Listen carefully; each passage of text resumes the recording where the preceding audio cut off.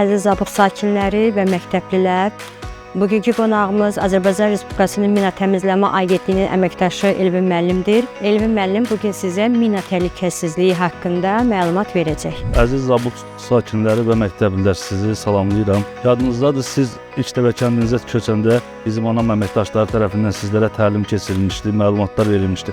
Xatırlayırsınız? Bəli. İndi biz öyrəndiklərimizi təkrar edəcəyik. Bugünkü mövzumuz təhlükəsizliyimizdir. Sizlərə belə bir sual verim. Təhlükəli ərazi nədir? Qalxın deyin. Minalanmış ərazilər, döyüşlər aparılmış yerlər, səngərlər, işarələnmiş sahələr təhlükəli ərazilər hesab edilir. Düzdür. Uşaqlar, təhlükəli əraziləri başqa nə cür tanımaq olar? Texnika qalıqları, heyvan sümükləri, dağıdılmış evlər və binaların ətrafları, istənməmiş yollar və cığırlar təhlükəli ola bilər. Bəs tanımadığımız əşya görəndə nə etməliyik? Yaxınlaşmaram, toxunmaram, üzərinə daş atmaram, özümdən böyüklərə xəbər verirəm. Başqa hansı məlumatları bilirsiniz?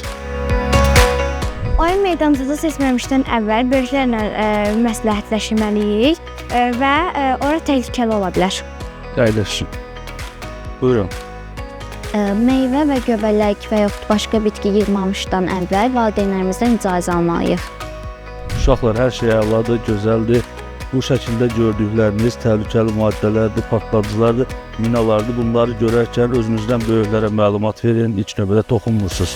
Uşaqlar, hər şeyə görə təşəkkür edirəm. Sonda sizlər üçün yaddaş broşurları veriləcək, baxarsınız və məktəbimiz üçün dərsliklər və metodik vasitələr veriləcəkdir.